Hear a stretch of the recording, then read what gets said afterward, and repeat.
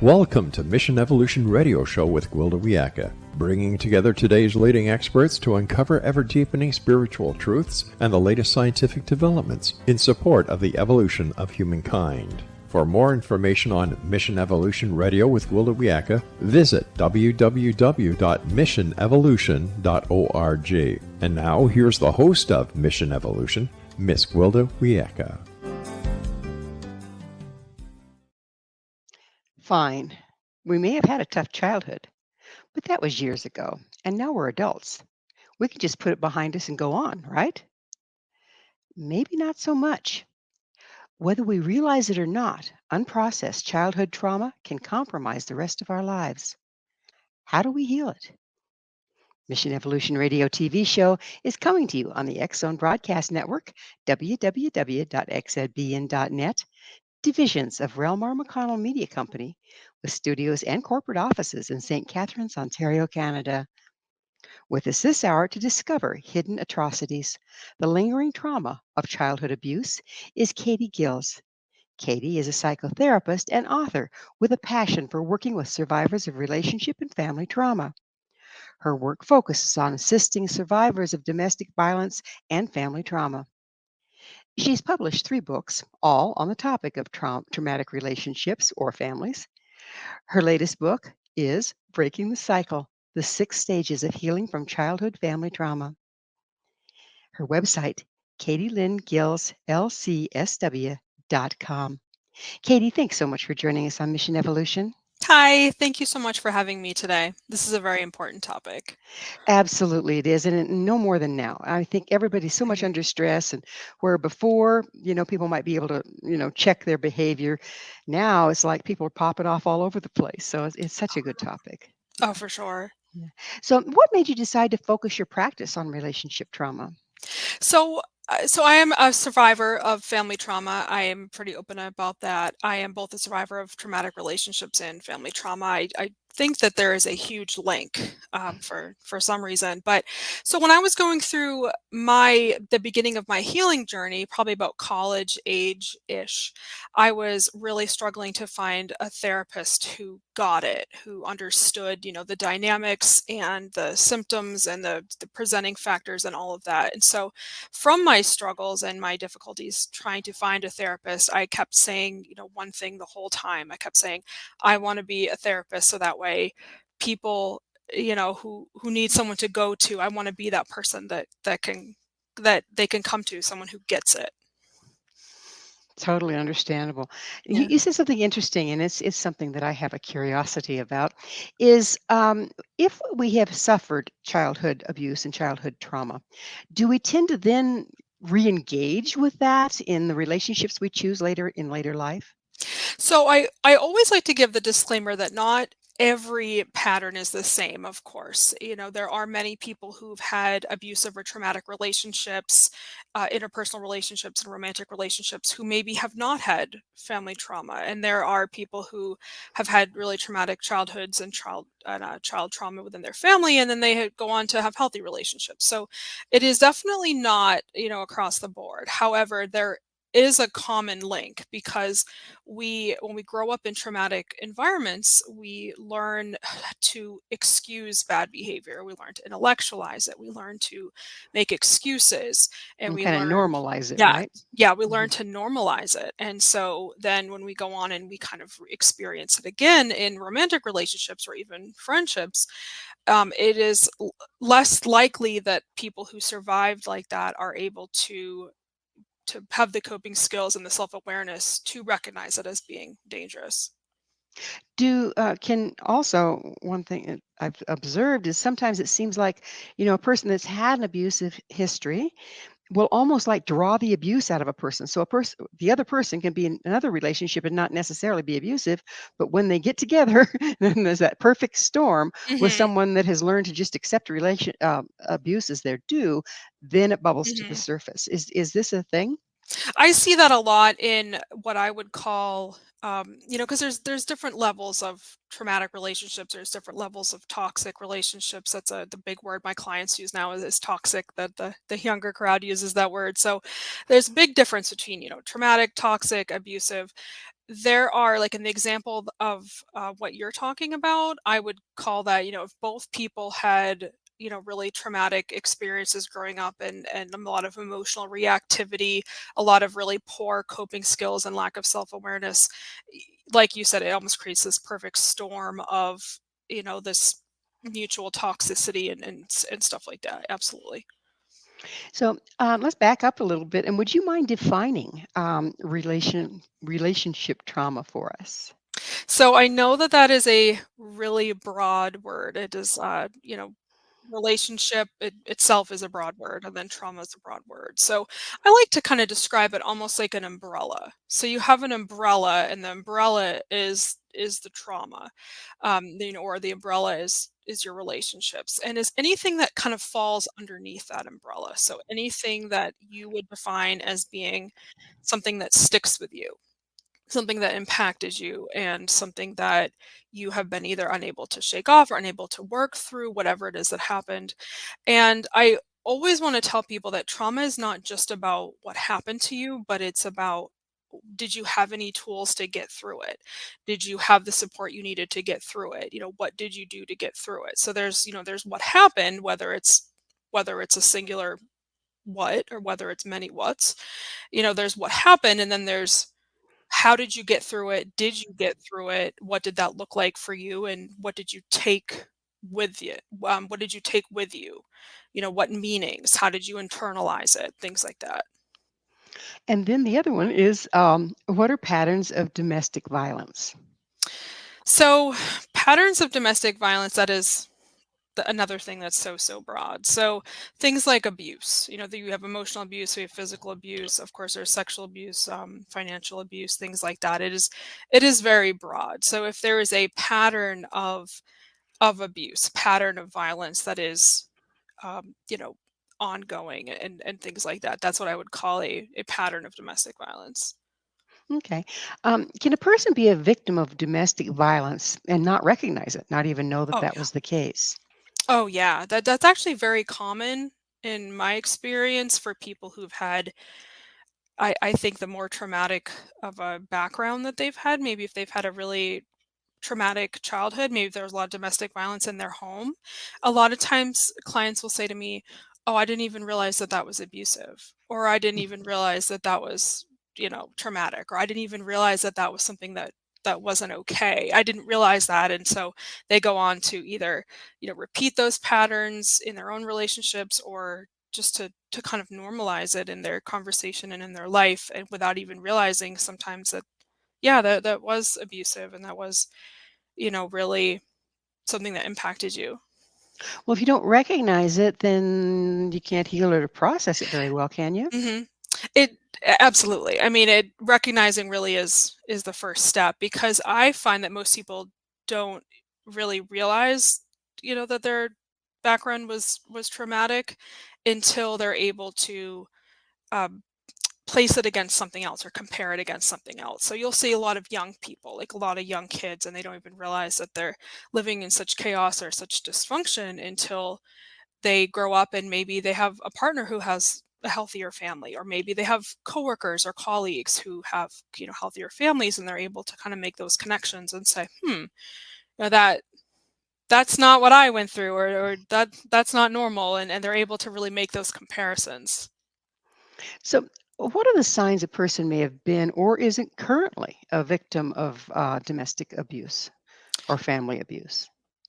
So I would say, so if someone was a victim of a relational trauma, like domestic violence within their family, I would be looking for things like a heightened emotional reaction, difficulties with relationships, maybe patterns that they're repeating with relationships and things like that. That's usually what I would look for someone who has had a relational trauma background, a family relation trauma background, without maybe having much more information than that. So, when you talk about emotional reactivity, are you talking about like triggering, like their emotions are well beyond what the current circumstance Mm. would warrant? Thank you for asking that, because I definitely, I speak, that mental health speak. And so definitely, if I use words like that, sometimes, people will say to me like, hold on, that's Stop mental at the health speak. bus. Hold on a second. So yes, relational, emotional reactivity is the emotion or is the reaction to the event. Does it match the event? And a lot of times people who've had relational trauma, and what I mean by that is family trauma, people who grew up with trauma in their family of origin, with dysfunction in their family of origin, whether it's psychological abuse, violence, there's lack of communication or lack of healthy communication, I should say. Those kind of patterns will then manifest into adulthood where people are struggling to uh, react to things appropriately, whether it's boundaries, whether it's being met with an unfair situation or being treated badly, and their reactions do not fit the event that happened. They will overreact, and that can look like many different things. So, like one of the situations would be, someone is in something minor happens and they go off the ease, right? Mhm. And you go, what are you going to do when something real happens? So it's not necessarily that they're just weak Yeah. and can't take any kind of disruption, but rather there might be something unprocessed in there. Is that what we're Mhm. looking at? Yeah, absolutely. When you see those reactions, and I always have to say, of course, there could be other things. We could be looking at someone who has an intellectual disability. We could be looking at something neurological. I kind of have to give that disclaimer, of course. But for the most part, absent those other diagnoses, if someone has a reaction that just doesn't fit the moment, then yes, usually that's what's happening is they've been triggered, whether it's an emotional trigger. Sometimes when I'm talking about triggers, I like to refer to them almost as like sensitivities. Trigger right now kind of has a buzzword, I think, in our society. And so but it is a trigger, and it's emotional sensitivity. So when you see someone, they didn't get the flavor of ice cream that they want, and they flip chairs, think of how a child would act. Think of that's a normal reaction for a toddler or a child. They ran out of chocolate ice cream, I'm going to throw myself on the floor. That's a normal reaction for a child. So someone who's had childhood trauma, someone who has had trauma during that age, can sometimes have reactions like that in a Match 30 the age. We have a 30 clue, year right? old, you Yeah. you can't, Well, it's yeah. time for us to take a station break. Katie and I will return very shortly, so don't go away. This is Mission Evolution, www.missionevolution.org. Heal or repeat? Is family trauma passed on? With us this hour, discussing the far reaching effects of childhood trauma, is Kaytee Gillis, the author of Breaking the Cycle: The 6 Stages of Healing from Childhood Family Trauma. So that does pose a question, Kaytee. Is trauma passed on through the generations, if you will? Mhm. Absolutely. It it continues to pass on until someone stops and says, "Hey, this isn't okay. This is a pattern that is not working for whatever reason." However, it's passed on in different ways. So what someone, like what our grandmothers maybe went through, they maybe weren't allowed to react in traumatic ways, or the same reactions that maybe our mothers or we have, or our daughters would be able to react. And what I mean by that is because with each generation, especially depending on someone's faith and someone's ethnicity, someone's gender, there's different reactions that are acceptable, different social rules and things like that. So it will look different, but yes, it is passed down. So we're talking about passing it down as in the way we parent. Yes, it is the way we parent. It is everything from the way that we interact with other people. So, let's say, I always use arbitrary examples, things that people don't think about. Someone knocking on the door. How do you react to the delivery driver if they have the wrong order? And some of that stuff people will say, "Oh, that's really minor, that isn't even anything that I would think about." But it is your reaction to being, if you feel like you were slighted, if you feel abandoned, if you feel rejected, if you feel disrespected in any way, your children or the young people who are around you, your nieces and nephews and your cousins, things like that, they will see this interaction. They are seeing your reaction. So it comes out in your parenting, it comes out in your friendships, your ability to interact with colleagues and with superiors at work and really everywhere in your life. So the children are witnessing this and seeing hmm it as they model themselves after it? So the children see it, and children learn what they see. And they learn what they see, but it doesn't mean that they repeat it 100%. I feel like there's two things that tend to happen. Children will, when in times of stress, we revert back to what we know. And so in a stressful environment, if a child saw mom picking up, a bottle to drink every single time she was stressed out, or if the child saw mom avoiding food when she was stressed out, anything like that, um, then when the child is stressed out, they may have those same reactions to things, but they don't always have to be the exact same. Like, and what I mean by that is like a child who saw mom have a poor relationship with food, maybe that child will also learn poor relationships with food, but it doesn't mean the same. If the parent overate, doesn't mean the child's going to overeat. It's not exactly the same, but children learn that this is how we cope with stress. We put something in our body, or we avoid something for our body, or things like that. Children learn, okay, stress means do this reaction Right. to cope with it. How about the reverse of that, where a child watches their parent do something when as they're growing up and think, "I'm not gonna be like that." hmm So they actually overcompensate in the other direction. What hmm does that look like? Yep, and I'm glad you mentioned that too, because that's what I meant by the other. And I feel like the pendulum kind of swings both ways. So, an example of that is a child who grows up in an alcoholic environment who then says, "I'm never going to have a drink ever because I watched my dad or my mom, whoever, react to any stressful environment or just use alcohol as a coping skill all the time. And so I'm going to avoid alcohol." And that in and of itself, people might say, well, why is that a bad thing? Because you're still having that unhealthy reaction or that unhealthy relationship with whatever it is, whether it's food, alcohol, whatever. Avoiding alcohol for health reasons, I don't think there's anything wrong with that. But if it's, you're still basing that fear and that reaction off of the experience and the power that that substance held over your family.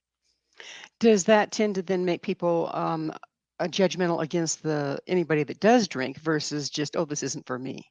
Is that one of the clues that somebody is reacting to it rather than making a choice?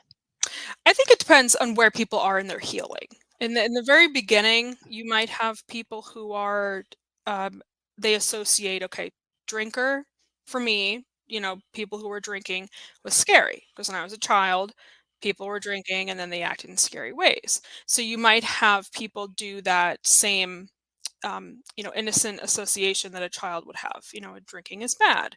So people who are drinking are going to scare me, or they're going to put me in an unsafe situation. It depends on where people are in their healing.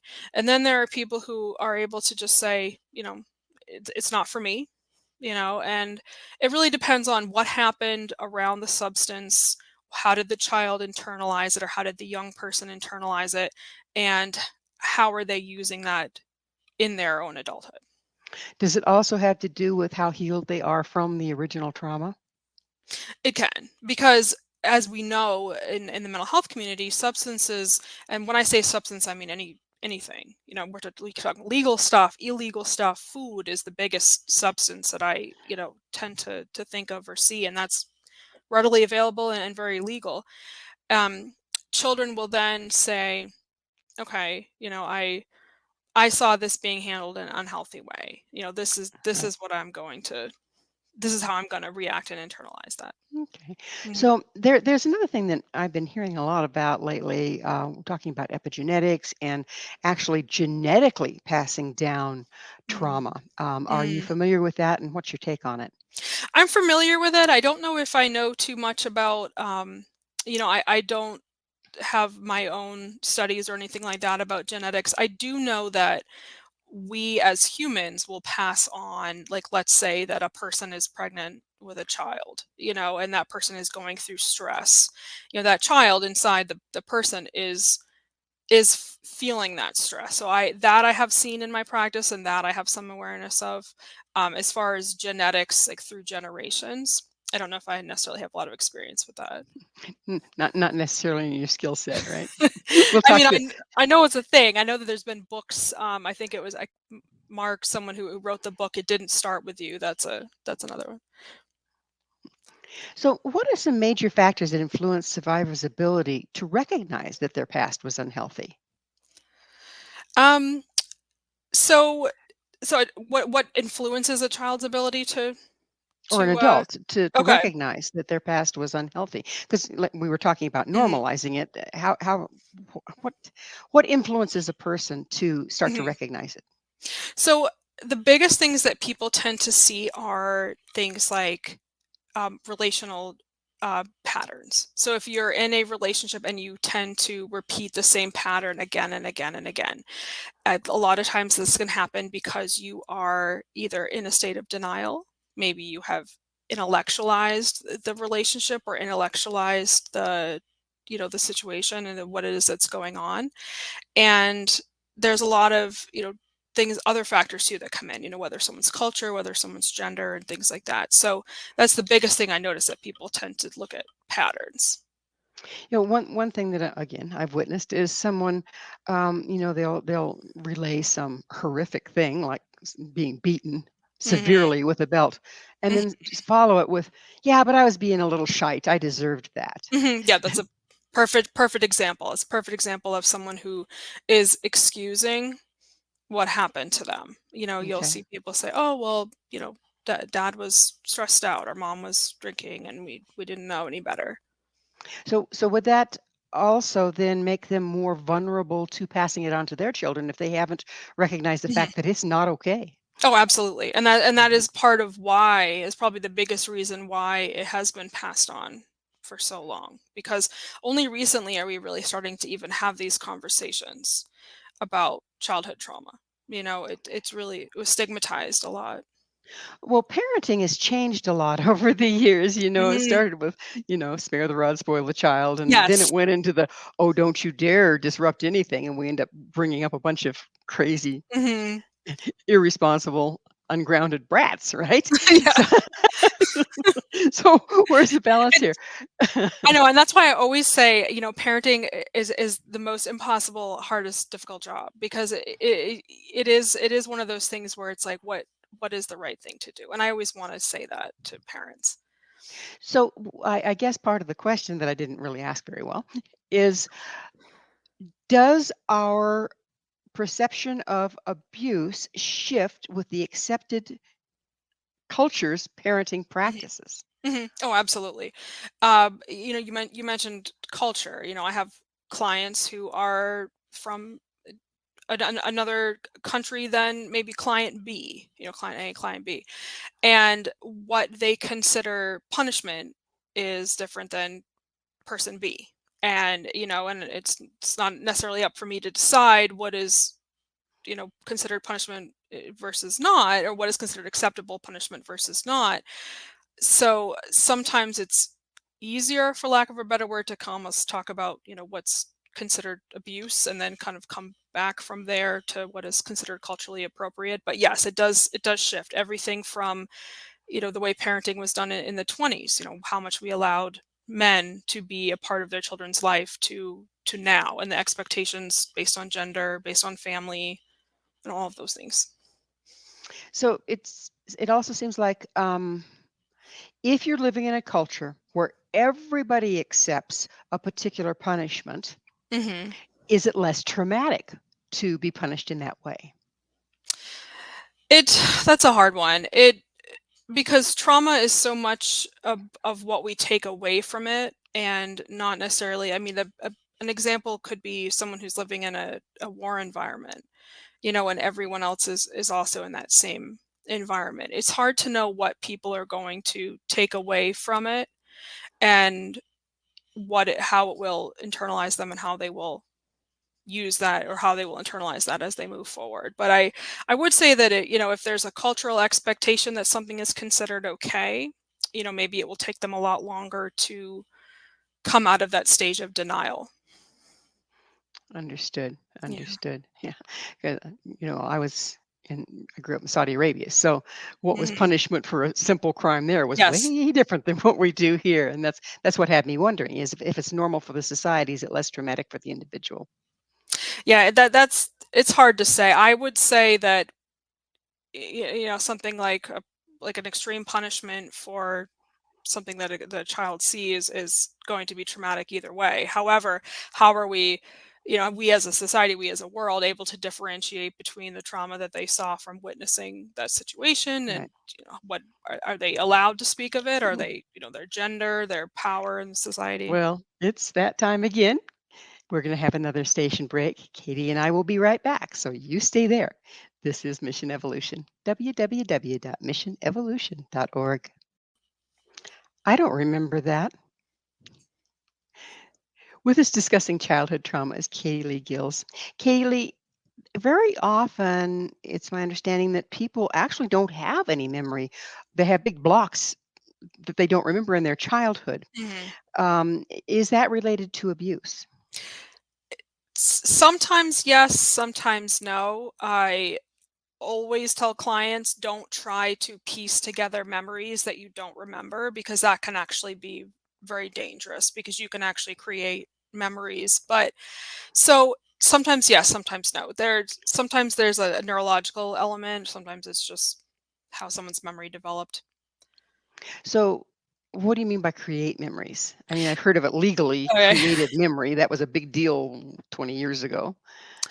So I'm wondering if it's the same thing of what you're referencing. So what happened is research has shown that if we, like, let's say a child says, "Oh, I don't," a person says, "I don't remember between ages 3 to 8."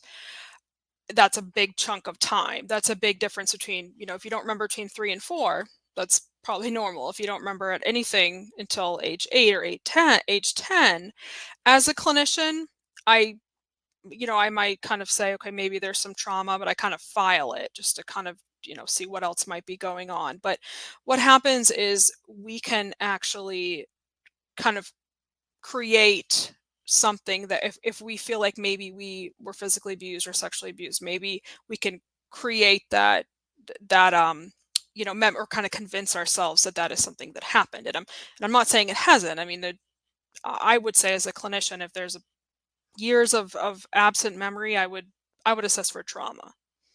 Do you kind of triangulate information as in, okay, they don't remember from ages 3 to age 9, Mhm. and they're demonstrating symptoms of Mhm. childhood abuse. Mhm. So then, do you look closer at that time period? Mhm. Yeah, it is definitely all done with a thorough assessment. Is a thorough conversation. What there's the absence of memories, but yet there's no symptoms of trauma, meaning no relational symptoms, no other things that would point to a trauma reaction. Maybe and maybe the person has, let's say, they're neurodivergent and they have a diagnosis of autism, or maybe there's a neurological element. Then that could explain it. But yes, I look for the whole picture. What things are they presenting? What brought them to therapy? What happened? What's the first thing you remember after age 8 or 9? And why is that significant? What are the most debilitating symptoms of having childhood or family abuse? I would say that the struggles with self-esteem, the struggles with interpersonal relationships, it can really impact everything from friendships and an ability to, have a roommate, things like that, that maybe other people take for granted. Things like being able to have a healthy relationship with your coworkers, being able to advocate for yourself with your boss.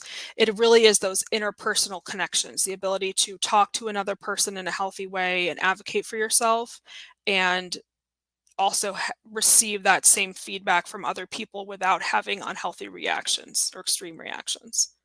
We were talking about triggers, and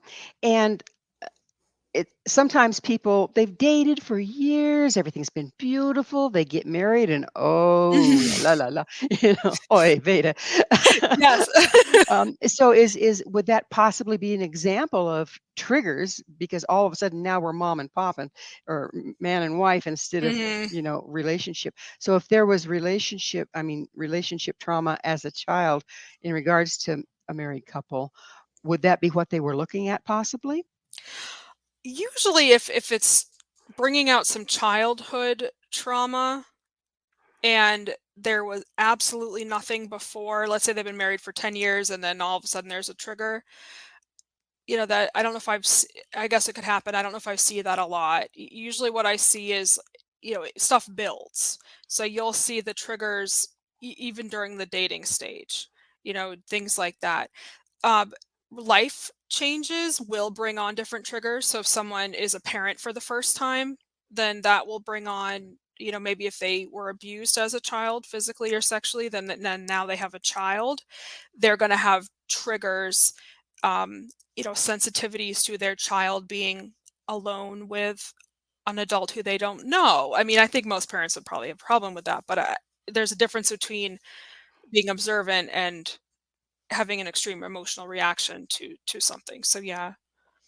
How about being triggered into wanting to pass on abuse, like the child drops a glass of milk when they were a kid, they dropped a Mm. glass of milk, they got knocked off their chair. So they all of a sudden have the urge.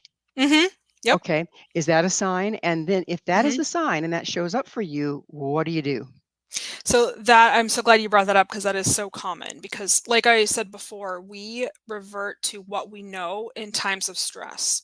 So in the moment where, the glass hits the floor and you hear the glass shattering and you see the milk, we're not in our relational and healthy reaction brain. We are now in our fight or flight brain. We are now in our we have to quickly, interact and interject and solve this problem. So Now, that are is we what you in see. are we in the fight or flight because we associate the breaking glass with the abuse that we had?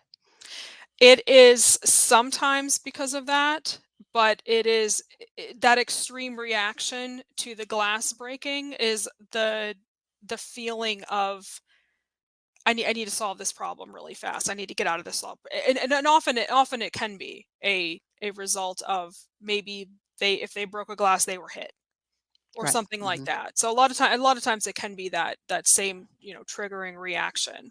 So it does get people to again revert back to that to what they know and to react to the glass. So what's your advice to a parent? I mean, we all had, Yeah. mom lost it on us at one Oh point or yeah. another, or dad Yes. or Yes. sibling. Hmm. So I think that this is something, it's a matter of degree, isn't it? We have Hmm. Yes. things that are going to trigger us. We all have Yes. our triggers. Yes. So if a parent that's been a loving parent and getting along fine, everything's been going, all of a sudden has a hair trigger urge to strike their child for something small. Hmm. What do you say? What do you do there? So the first thing I want to say is, whether you're hearing this, because and whether you've already done the act or whether you've caught yourself, first, take a breath and realize, okay, I'm human and I'm doing the first thing I need to do, which is to develop self-awareness into what happened. And if you're able in that moment, take a step back, even if you need to turn your body away, because you have less than a second in that moment to really figure out what you're going to do. You don't have 10 minutes to sit down and think about a healthier way. So turn your body, turn your face away, do something to kind of break that energy shift and focus on something else. And a lot of times it will help you, that will provoke a breath if you turn and bring some of the heightened emotional reactivity down. So people that have been severely abused throughout their childhood are just a ball of triggers if it hasn't been processed. So they're Often. almost as much a victim of this thing as the child that Oh they're yes. bringing up. Mhm. Yes? Oh, absolutely, absolutely. I work with parents just as often as children because I've said it a thousand times. It's the hardest job anyone would ever have to do, and they're children inside their adult brain reacting to their own abuse that hasn't been dealt with. You mentioned earlier how a person will respond like a 2-year-old if their damage happened at that time. Is that for you as a therapist or for us as individuals? Is that a good way to start tracking back to find what the damage was and heal it? It's hard because rarely is it one point in their life, unless there was in the mental health field, we call trauma big T and little t. And what I mean by that is big T could be like, let's say one big thing happened to you, maybe an assault, maybe a car accident, um, a natural disaster that uprooted you from your home. Maybe that's a one big T trauma. However, a lot of times with relational trauma, with family trauma, you're not seeing one big thing where you can point, okay, this was January 10th, 1996. It is every January, every February, all through 1990. You can't really look back and say, okay, this was age 5 because it's so many years. How about holidays? Mhm. It seems like we have a lot of baggage around holidays. What's going on there? Holidays because there's the nostalgia, and nostalgia is not always a good thing. There is the reaction of what we've experienced during previous holidays. We anticipate that same feeling that we've had before. So if we've had, you know, multiple Thanksgivings that were traumatic as a childhood, and if we've had Passovers that were extremely dysfunctional, Christmases that were extremely dysfunctional, we are then going to have that same heightened anxiety around those upcoming holidays. So people that just cringe when Christmas music Yes. comes on, there might be something else going on. Sometimes, yes. I would say I hate to say a blanket statement, yes, because some people maybe they just don't like Christmas, especially if their birthday falls on Christmas and they have to compete with it. But um, yeah, joking aside, I would say, yeah, if there's a difference between, oh, I really just don't like this holiday versus I have this extreme emotional physical reaction. I'm having, high blood pressure, I'm having anxiety, loss of sleep. What's going on here about this particular holiday?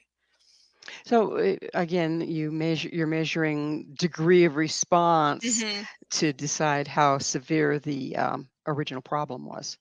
It is not necessarily how severe the original problem was, but how well you've coped with it and how much you're been able to go through it. I know personally I can kind of get through a holiday now a lot easier than 10 to 15 years ago, but it is how well you've internalized it, how well you've been able to cope with it. Because a lot of times people will say, "Oh, I should be having a great time. It's the holidays, it's Christmas." You listen to the music and you watch the shows and everyone just seems happy. So there's all these shoulds. I should be happy. I should be grateful. I should see my family.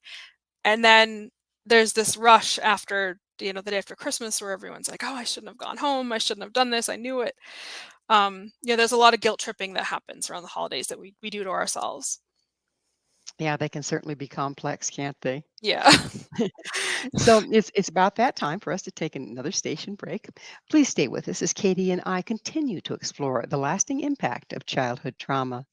This is Mission Evolution, www.missionevolution.org. If we've been abused as children, how do we heal it as adults? This is Mission Evolution, missionevolution.org. We're continuing our discussion with Kaytee Gillis. Her website, Kaytee Lynn Gillis, lcsw.com. So there's the question for this segment. How do we heal this? It is. So the first thing is just being open to acknowledging. There's so much resistance and there's so much stigma involved with talking about our past because people think that that means we have to assign blame or we have to, there's a lot of finger pointing. Like if I had this trauma, then it must be someone's fault. So, and everyone has a different journey with that part of healing. But I like to say, start with just acknowledging, start with saying, hey, this is something that happened to me and I want to get better about it. Maybe looking back over relationships that you've had, interpersonal relationships or romantic relationships Are there any patterns that you feel that could have been better for you? Or did you contribute to them in any way? Or maybe do you have a pattern of ignoring red flags? And just kind of seeing where it goes from there. It's really small steps from there.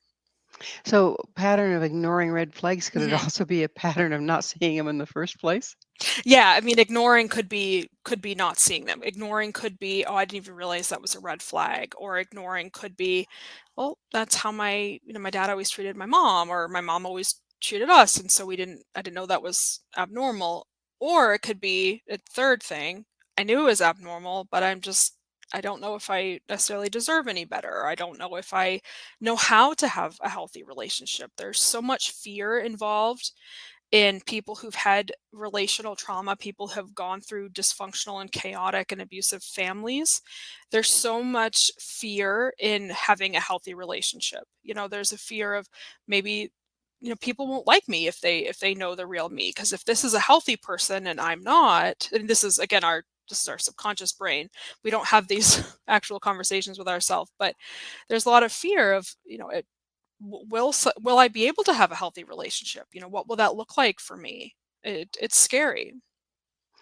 And we tend to, water seeks its own level. Do we, Hmm. if we're unprocessed, do we tend to actually seek out people that are at the same level of damage as we are? We tend to. It's like the law of trauma. The law of relational trauma is that we're going to find people who have the same, or similar relational trauma, because we're both really trying to figure out and work through anything that is unresolved from childhood. And so you will see that a lot with couples. Like, people who do couples work will see that, the same kind of push and pull. Yeah. So, what about trying to get into a relationship? And this is all unconscious, okay? Mhm. But do people get into a relationship with the hopes they get somebody just like daddy, with the hopes of getting it right this time and maybe daddy will love me? Yes, that is so, so common. Because think of like our inner child. So our inner, like little Katie is wanting to find someone who will not abandon her, the way dad did, for example. Or little Johnny is thinking of, maybe he's trying to find a woman who is going to not make him feel bad, like mom did. Or so we get into these relationships with the hope of working through whatever trauma happened to us, whatever maladaptive coping skills that we learned from having a parent or a caregiver with a traumatic history. We try to work through that in our interpersonal relationships, and it ends up being the emotional our our romantic relationships will bring out any trauma that we have had, like that, more than anything. No wonder love is is Yes. is one big modern mess. It Yeah. is it will come out in a romantic relationship before anything else. I mean, it comes on other things too, but it is definitely a romantic relationship that will show it. Why is that? Because there's a level of intimacy that is the closest you're gonna get to a child caregiver relationship. Now, of course, it's different intimacy, but I mean, it's that same emotional closeness, that same emotional bonding that you're not going to get with, a coworker or something like that. Where there's that level of removal, there's a level of professionalism. But people who are even a best friend, sometimes, your best friends will bring out some of your inner wounds too, as well. But with a best friend, there's enough of a removal that you can maybe take some emotional distance. With a relationship, with a romantic relationship, there is not the same amount of emotional distance. They're bringing out any and all emotional wounds that you've had, that you have not worked through. It just has to come out with the partner. Well, for the most part, the last time we really lived with someone Mhm. was when we were in our family of origin, right? Yes. Mhm. Yeah, yeah. Absolutely. And it Roommates just have, they can have basic, I'm sure stuff comes up there, oh, but yeah. but Mhm. if we're really committed to somebody, then we're stuck Yeah. like we were stuck with our family. And we're trying Okay. to create, we'll have those same power struggles. Like, no, I'm not going to give in, because all the times that I was a child, I had to give in, and I was made to feel like I was, less than or whatever. And so, but couples aren't saying that. They're not saying, "Oh, I don't want to give in because it reminds me of being a child and being powerless," because very few of us, especially in the moment, you're not going to have that level of awareness in the moment. In the moment, you're just like, no, I need you to pick up your socks because I'm sick of picking up your socks. Like, you're not thinking of the connection. Right, right. Mhm. And this is the third time I've asked, and now I'm really getting mad rather Yes. than I'm extremely mad and it's over the top for what the situation is, And right? that's why you'll Yeah. see couples that have things like, I use the sock example. My partner, he laughs. He'll listen to this and laugh. He knows he leaves the socks everywhere. That actually doesn't bother me at all. Like, I could pick up socks all day, it doesn't bother me. Um, but then something will bother me that maybe doesn't bother, other people. So it is so interesting how different we all are with our own, sensitivities. Well, there's another thing that we see a lot of in our society at this point, and that's where there's been a divorce and there's Mhm. shared parenting, okay, Mhm. and maybe the one family is a little more bringing out the rod than the Yes. other, and the Yeah. child is, suffering abuse, but it's not the kind of abuse, or maybe even if it is, that can be turned in, that sort of thing. If Mhm. you're a parent and you feel that your child is suffering family abuse when you can't be with them, Yeah. is there a way that you can help that child while they're growing up versus them having to face it all when they're adult? Yes.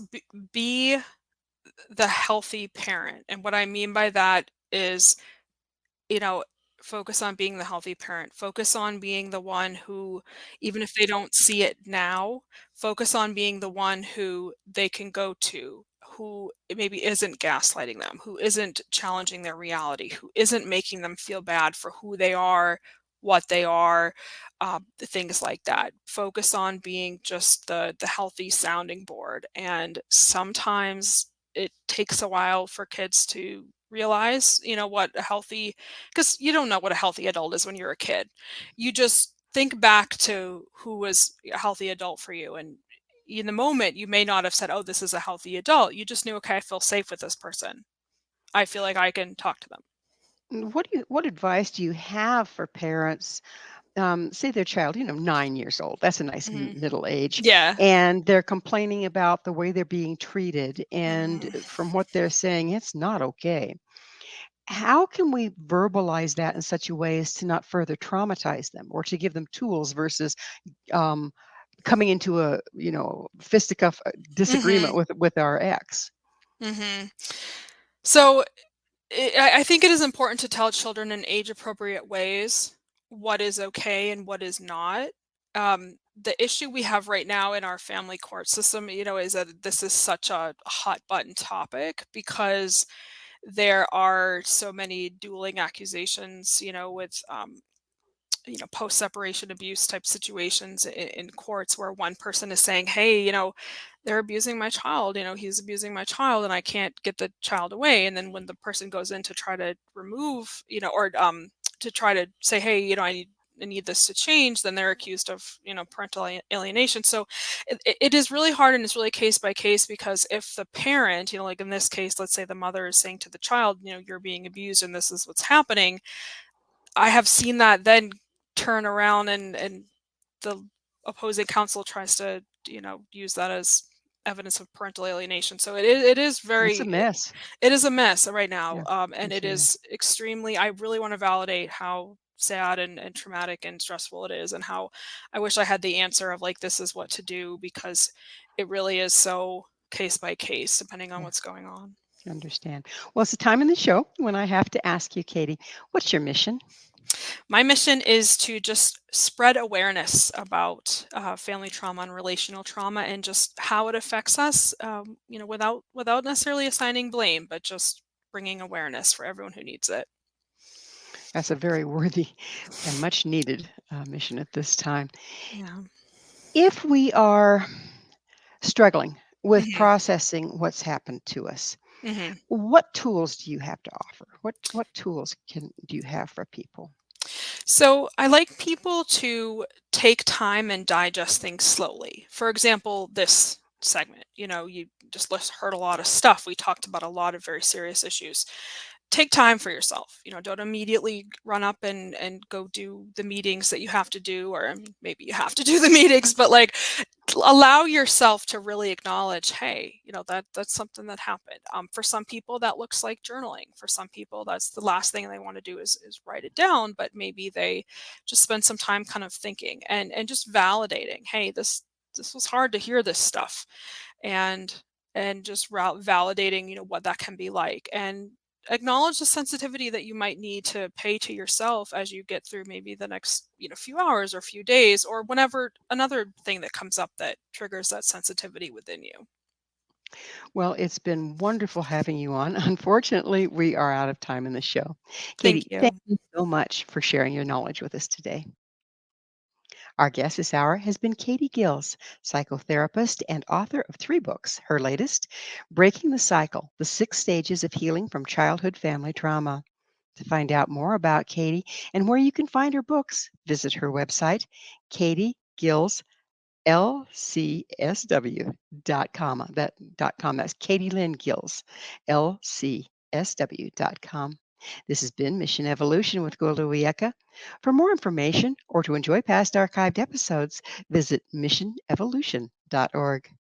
But please be sure to join us right here next time. This mission will continue, bringing information, resources, and support to an evolving world.